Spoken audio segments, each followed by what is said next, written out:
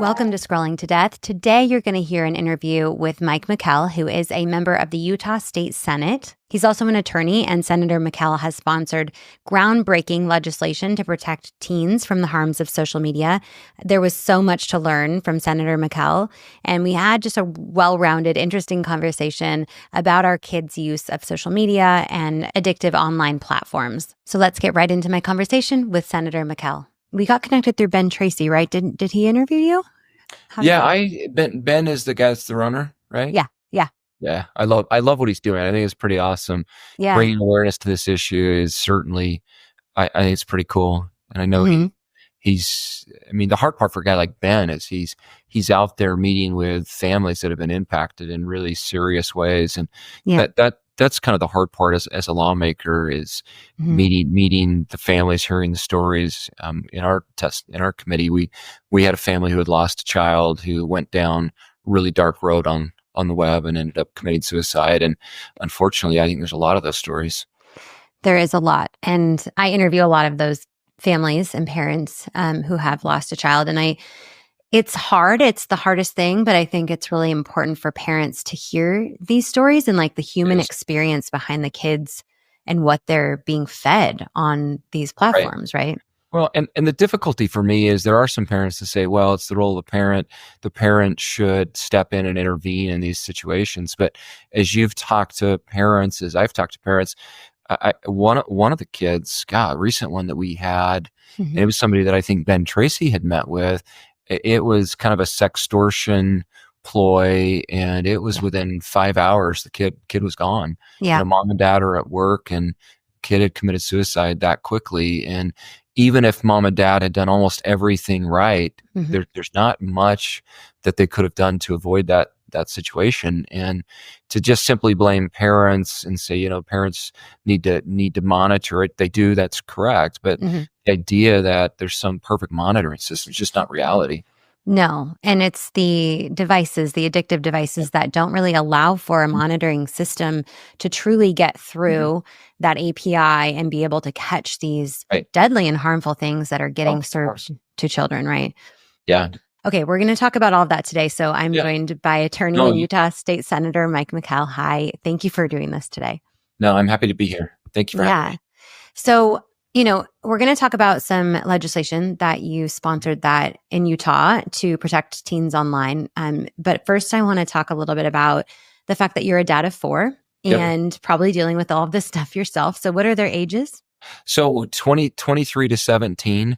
The good news is my 2 older kids were, I don't want to say they missed social media, but certainly my oldest son's social media wasn't as prevalent as he was growing up. My youngest daughter, 17, I think she's right in the mix as far as that demographic. I think the impact, obviously Nikki, you've looked at the studies and the data, the impact on girls is far more significant. And we watch it closely with her. We really try to stay on top of it, but she's right in that demographic where it's the most troubling, I think. Yeah. And because a few years ago, even maybe 2 years ago, we didn't really fully understand the impact that this phone-based childhood and the screens were having on kids, particularly the harmful algorithms and social media. Yeah. How are you approaching social media? So, she's 17, so it's hard because she's almost an adult. What things would you recommend for parents with kids that are teenagers based off of what you've learned through that journey of raising these kids? Well, I think parents need to be bold. I think parents need to be able to take their kids' phones and look through their phones, see what they're doing. I think you need to be watching what your kids post. The difficulty is and some of the things we've worked on, some of the private messaging, you just don't see that as a parent. The difficulty for me is I truly believe this. I'm 46. I guess I'm younger. I'm a younger parent to an extent, but these kids are so much smarter than we are. So I think you just need to be bold and realize it's okay if your kids are upset. They'll appreciate us in the long run. But, Hmm. there are times I will, take my kids' phones and go through and try to monitor what they're looking at. I know there's software that helps you do that, Hmm. but it just feels to me like it's a never ending battle to stay on top of it. And it's difficult. As a parent, obviously I'm really, really busy. My wife is really busy Hmm. and we're not too busy for our kids, but staying on top of it all the time, I mean, to me, it's an insurmountable task, and that's why it's hard, and I think that's why parents do struggle. Yeah. Even if you spend hours every day looking through everything on social media, there's so many like encrypted data vault areas and hidden apps and things where you're right. They are smarter than us when it comes to Yeah. that. They know how to hide things. And there's also apps that are teaching them how to hide things, or apps created to hide things from your parents or be able to get around school filters. And so it's a losing battle for parents to be able to Yes. protect them completely, which is why we need to force the social media companies. It just sounds crazy when I say it, but force them I know. to be safer Yeah, for kids. Like they wouldn't just do that on their own. they don't want Yeah. to do it on their own. I mean, one of the things I tell lawmakers, it's funny because lawmakers go out, they work on these bills, and they feel like one of the things I've always done as a lawmaker is I like to work with stakeholders. I like to work with those who are impacted. Yeah. Wall Street Journal, within the last month, reported on just some campaign finance disclosures, lobbyist disclosures in DC, and Yeah. and between Meta and Google, I think the number was $90 million Yeah. just in 1 year spent on lobbying in Washington D.C. to kill social media bills. There's just too much money, and the incentive is to keep kids online, to get kids addicted now. As a parent, I'm addicted to my phone. I think most parents, if they really step back and think about it, I think most parents are addicted to their phones. But these Hmm. these companies know that they've got people hooked. And Yeah. the idea is to keep them online longer because that's what sells with advertising dollars. But these companies, I mean, $90 million, that's just in DC. Now, there millions and millions of dollars spent in state legislatures as well. But Hmm. this is a problem that they don't want to fix because there's too much money at stake. So is it possible to fix it? Because on a federal level, you're right, they're spending tens and tens of millions of dollars a year lobbying against bills to protect kids online, really getting through to these lawmakers, They are. convincing them that the bills are things that they're not and confusing everybody.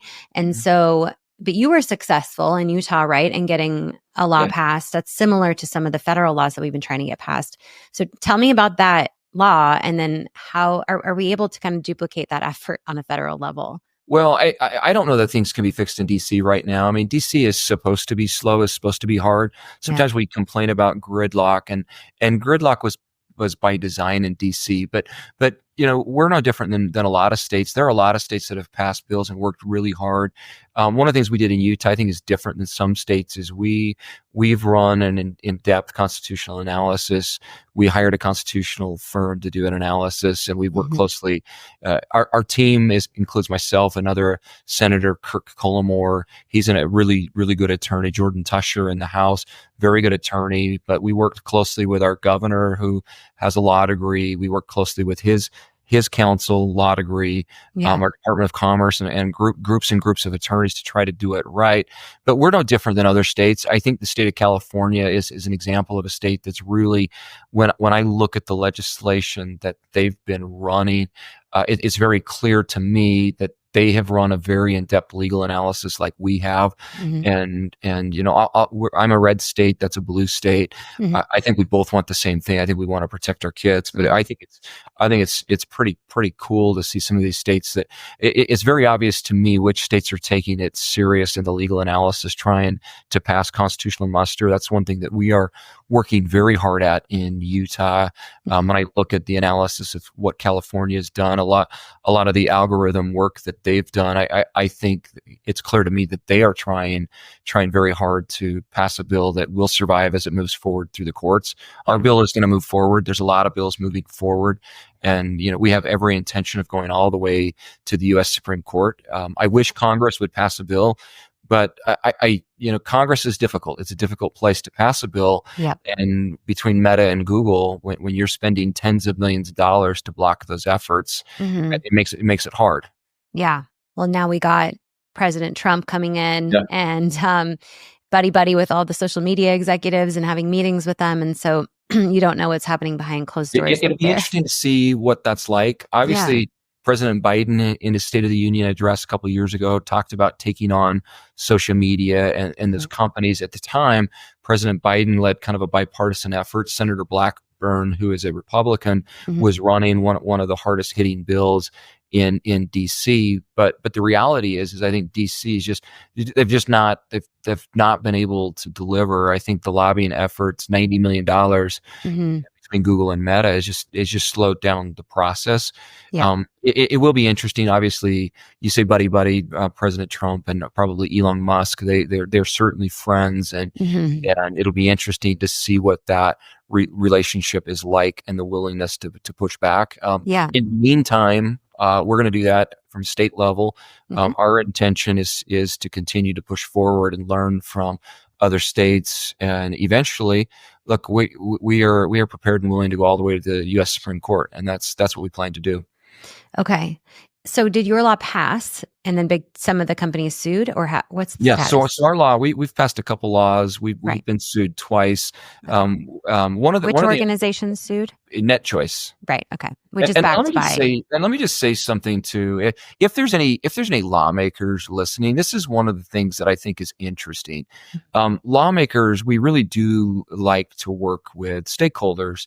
And there's this really big misconception that you're working with stakeholders. And I'll give you an example. California worked on age appropriate design. That was patterned after the United Kingdom. That was something that they passed in portions of Europe, and it was a really good idea. And I commend California for working on age appropriate design. They felt like they were working with stakeholders, and surprise, they pay trade associations, and they funnel money to trade associations, and NetChoice sued, and the California law was enjoined. Obviously, California is moving forward with litigation similar to us, but the reason I bring this up is sometimes there's a really big misconception that you're working with stakeholders, and you've got to, you want to negotiate, you want to have compromise, and really I think that's a mistake. I think lawmakers need to be really clear in their minds that while there are stakeholders, you are going to get sued. You're going to get sued by the trade association. You're going to get sued by NetChoice. So on those big points, there's no reason to concede on issues that you care a lot about. And I think lawmakers just need to be careful not to get sucked into that. Okay, I've worked with stakeholders. This is a bill that we're working with in good faith. The tech industry is not working with lawmakers in good faith in any state in America, and that's just the reality. Thank you for stating that. And I think that also applies to any advocates in this space, because I've heard advocates say, who are not lawmakers, but they're working on bills, and they've said, I'm just not going to put effort into something that, these companies haven't bought in on, because it's not going to go anywhere anyways. Then they're going to sue over it, but they're going to sue over it either way. Either way. Yep. Okay. Yep. Careful. You just need to go into it knowing that you're going to get sued, and that's why it's important to really run a deep constitutional analysis. We care about the First Amendment. We didn't do anything in the Utah bill to moderate content. We were really careful not to, but we did. We focused on things that mattered. We focused on those addictive features and algorithms, and I'm happy to get into that. So, despite the fact that you didn't, you made it not about content, so it's not limiting free speech, but did big tech or their funded organizations try to skew it to make it lobby against it to convince people that it was going to limit free speech? Oh, for sure. And a lot of really interesting tactics. Obviously, they've done focus groups. They know what they're doing, and they'll take a disenfranchised part of the population and say, look, if this bill passes, you're not going to be able to associate with similar groups on the web. But of course they did that, and what they did is they tried to spin it in a way that the folks on the left, and I don't like labels, but folks on the left wouldn't like it. Folks on the right wouldn't like it. Yeah. We had a group of folks who had, ironically, who had escaped polygamy in the state of Utah, and magically we had a group of folks tied to that organization that said, well, look, if this bill passes and we have folks that are trying to escape polygamy, this bill is going to limit their ability to associate online with people that Mhm. believe a kind of a common theme, and stuff like this, just nonsense. Right. And it's interesting to see. I don't want to say groups have been played out in the public, but certainly big tech is smart. They've done focus groups. These guys are brilliant, Hmm. and they're pulling people in from the right and the left to attack legislation across the country. Okay. I mean, they're getting away with it. You have them at the big tech CEO hearing on January 31st saying, certain platform CEOs saying we support the Kids Online Safety Act, for example. But then on the side, they're funding organizations that are lobbying against it. So Sure. they're trying to confuse and they're lying. Like, is that where we're I, at? I don't like using the word lie, but they're Right. they're certainly manipulating. There's no question that they are manipulating groups on the right and the left Yeah. to oppose bills. The amount of money. I mean, we see the money. It's in the Wall Street Journal. Hmm. We see the amount of federal dollars they're spending. It's a staggering. It is a staggering amount, but Yeah. the amount of profits that these companies enjoy is also a staggering amount. And it, they're out there to protect their industry. I understand that, Hmm. but they're also hurting kids along the way, and that's why you and I are talking, because Hmm. we need to do better, and our kids are being harmed. So when it comes to parents who are listening, obviously I will stay focused on federal legislation. I'm hopeful that something will pass in the new year, given what was stated about COSA not moving forward this year, and we'll see. But it sounds like parents can be more effective in advocating on the state level. And can you talk to parents about how they can do that and influence laws to protect kids in their own states? So I'm going to give parents a tool that we've developed in our state, just so they can see the data. But we have a website called socialharms.utah.gov. Okay. Again, that's socialharms.utah.gov. One of the things that we knew as a state is we needed to provide a compelling state interest. Why do we care about this issue? Why does it matter? So we developed a page, again, socialharms.utah.gov, Yeah. and we've compiled the data. There's actually a PowerPoint presentation that parents can use Good. or school administrators can use. But the first thing to empower parents is parents need to know what's going on, and they need to understand the data, and that's the first part. Once they understand the data, it's not going to take parents long to figure out that there's a real problem, that there is a mental health crisis in America. And ironically, when we first argued these bills, a lot of tech companies came in and said, well, it was because of COVID. That was a really difficult time, Hmm. but COVID's over and the mental health crisis continues. Yeah. And if you look at the data, it's almost a hockey stick of an increase of the mental health crisis, especially for, it's impacted our boys, it's impacted our girls even worse, right? Yeah. And that data, we've made that data available. And at that point, parents need to be bold, and they need to reach out to their elected officials. Hmm. Elected officials listen. Sometimes we attack elected officials, but elected officials do listen. They do care. Yeah. I can think through in my legislative body, 29 senators, and of the 29 senators, every single one has kids or grandkids. We have in our house, we've got 75 House members. Every single one has kids or grandkids. Hmm. And the vast majority of legislatures across the country, this is not a new issue. They are all seeing the impact on our boys and girls, on their kids and grandkids. So it sometimes it's harder to move forward, and sometimes you're afraid to take on that big tech industry. But I think the important part, the important takeaway is the impact on our kids is too important not to. Right. And Hmm. and I think it's okay to be bold. It's okay to disrupt the status quo and to take on tech, even when it might be uncomfortable. Yeah. It's interesting. It reminds me of it. Last week, a dad at school told me how a kid was looking at Pornhub in class Mhm. on the school device. And I was like, well, did you say anything to the teacher? He's like, it doesn't matter. Nothing's going to change. It just is what it is. And I'm like, no, you have to say something, Yeah. like speak up. And Uh, so, but it does feel uncomfortable for some reason. And I want parents to realize, like, when it comes to advocating for your children, it's actually not, I mean, it's important. It's the most important thing, but it's actually not very difficult to do. No, and it's not. And Yeah. and ironically with Pornhub, you brought up the example, Hmm. but I think it's interesting. We had a bill that that wanted to do age verification for adult sites. And Pornhub immediately shut down in Utah and said, you guys have violated the First Amendment. I mean, to me, they acknowledge the simple truth that there are a bunch of kids on their website, right? If you had to shut down because you were that worried about liability, to Hmm. me, it was a full acknowledgement that they were fully aware of the fact that they had a bunch of kids on their site. Yeah. And isn't it interesting? They attacked the state of Utah. You're violating the First Amendment. But to me, when they turned off their site in Utah, Hmm. they acknowledged the very, very simple truth: kids are on their site and they know it, Yeah. and that's what we're trying to protect against. And when it comes to age verification, let's talk about that for a minute because Australia just passed an age gate bill. So kids under 16 can't be on social media and they have to implement age verification.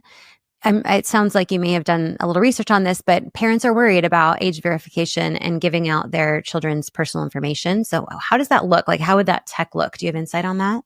Yeah, so the way we're trying to do it in Utah is verify everybody. And if we simply remove kids, you verify that you're an adult. I know folks are upset about verification. Ironically, the folks that are upset about verification, they're worried about privacy. Yeah. The same people are posting their deepest, darkest secrets all over social media with photos of their kids, of their kiddos, their grandmother, the family party. And it's interesting to me, the social medias know everything about us, right? They have an Yeah. ability, they have predictive technologies that will predict what we'll purchase, when we'll purchase that. Hmm. And now with my iPhone, when I open up my iPhone, it takes an image of my face. Right. And I know. to say we can't verify adults, I mean, what we did is we said you've got to verify adults to be on the sites. You've got to verify adults. We've been enjoined on that today, but we do. We care about the issue similar to Australia. Hmm. But I know it's a privacy concern. I think we do need to take that serious. But at the same time, there's a little bit of an irony. We had a committee hearing where a mother came in and she just could not believe that we wanted to verify her identity to be on social media, and it took all of 15 seconds to pull up her Facebook account with photos of her entire family and all of her deepest, darkest secrets. And there's just a little bit of a, if people are really concerned about their privacy, Hmm. I'm not convinced. Right. I Okay. think And I think so some folks are, but I'm not convinced. I am with you on all of that.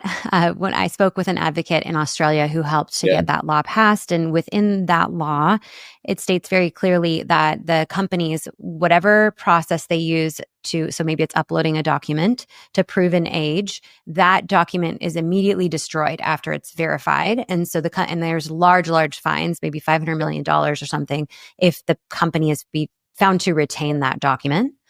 So there's that as well. Like, it feels pretty foolproof to me. Yeah, and we did something very similar. And one of the things we did is we did that with a third party, and that information is not retained. To verify your identity, we looked at the numbers. It's interesting. A lot of folks will buy online prescription drugs. Hmm. You've got to verify your identity for that. Your young folks that are using online dating sites, which is millions and millions of folks do online prescription drugs.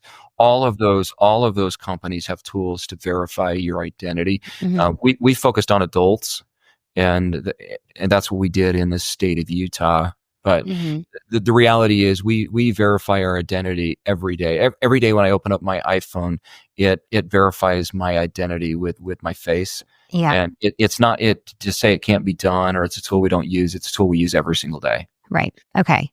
Thank you for clarifying And, that. and and I think our model was I think it's pretty similar to how Australia is tackling it.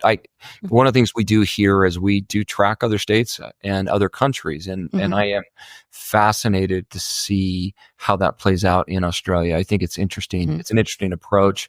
I was in Australia recently, and I'll tell you, their kids are the same as our kids. When they're on the bus, Hmm. their heads are down looking at their phones, just like our kids on a Yeah. bus here. And it's interesting to see them tackle a really difficult issue as well.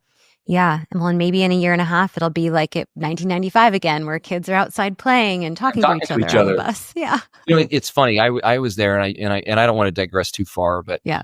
one of my friends that was with me, we were running the Sydney Marathon, and Mm-hmm. and I always joke with him that he's on his phone nonstop. And I told Stan, his name's Stan, I Mm-hmm. said, Stan, put your phone down.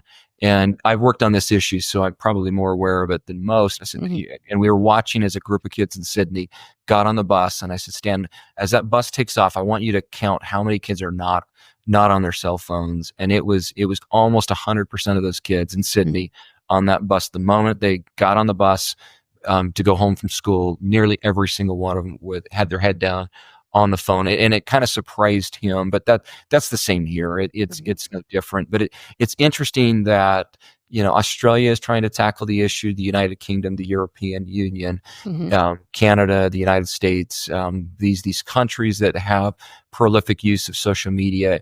The one consistent that we see is the mental health impact in all of these nations is very, very similar. Mm-hmm. Really big impact on boys and girls, more impact on girls, but it is a problem in all of these nations with social media where it's prevalent. And we've, I think, given a lot of chances to social media platforms, and they just keep putting band-aids on a problem that they created and have Yep. the ability to fix from the bottom up. And Yeah. they choose not to. So it does seem like, to me, an effective solution to just be like, if you won't make it safe for 13 to 16-year-olds or even younger, Yeah. then, or 15-year-olds or whatever, then they can't be on there. Yeah. So I'm It's a hoping to problem. see that here. It's a problem. Yeah. Okay. Tell me very clearly, for parents, what website do they go to find out who their representatives are, and how do they find out who to contact about these issues? So every state is going to have that information readily available. Mm-hmm. In my state, our website is le.utah.gov, right? But if you were to Google Utah legislature, our website's going to pop up, and there is a link on our page that basically says find my representative, and you can input your address. Okay. Those tools are similar in almost every single state. As a state lawmaker in Utah, I'm a member of what we call the NCSL, or National Legislative Conference, and we meet as legislators from other states. Mhm. And I'll tell you, states have made it easy. This is not just a Utah thing. This is a California thing, an Idaho thing, a Wyoming thing, a New Hampshire thing. But every state legislature's got a website with a roster, and almost every website is going to have an address search where you can find your representative. Working with lawmakers is a lot easier than people realize. Lawmakers want to do good. They want to be successful. They want to be responsive to their constituents. And I would challenge any parent listening to your podcast to reach out to their lawmaker. And there's going to be some exceptions to that. There are going to be some lawmakers that are hard to reach, but for the most part, I think you'll find that most lawmakers across the entire nation will be responsive to their constituents on this issue, especially this issue. Especially, yeah. I interviewed Representative Kat Kemick in Florida, and she talked about, a real situation where she had the CEO of TikTok waiting to have a meeting with her, and she took a call from a constituent, just a parent instead, and made him wait, because that's who's important to her. Yeah, that's right. And the people that are going to reelect you, like, if that's your goal, right?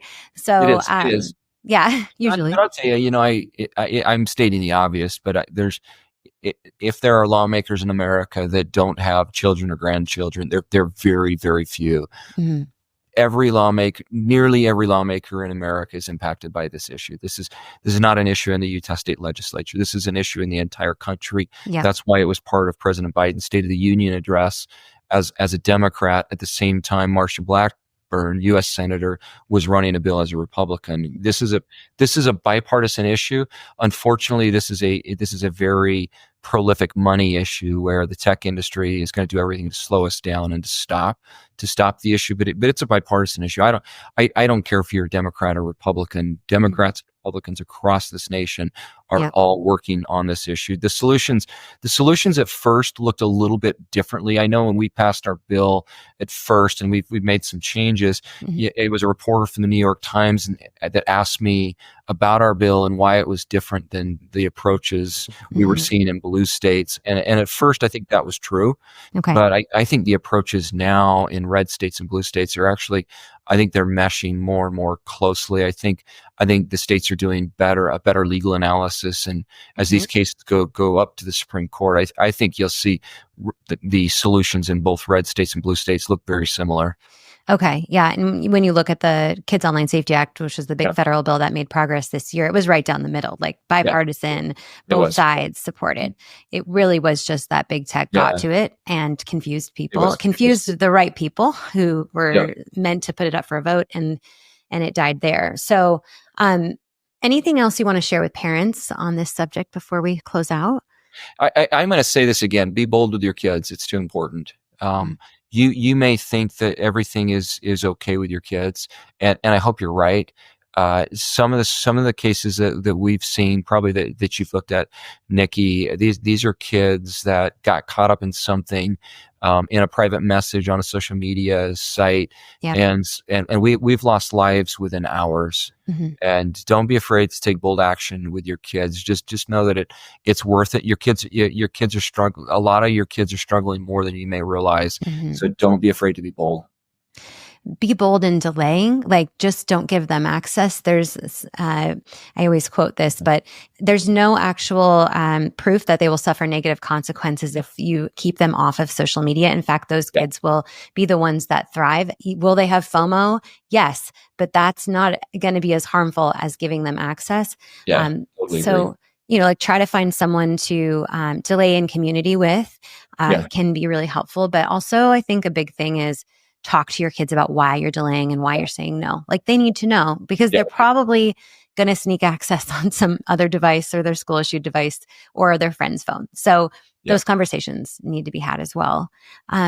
Thank you for all your work in Utah and for educating parents today.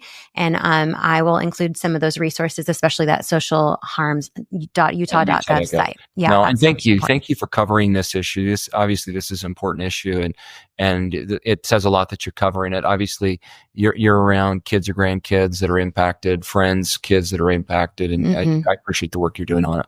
Thank you so much.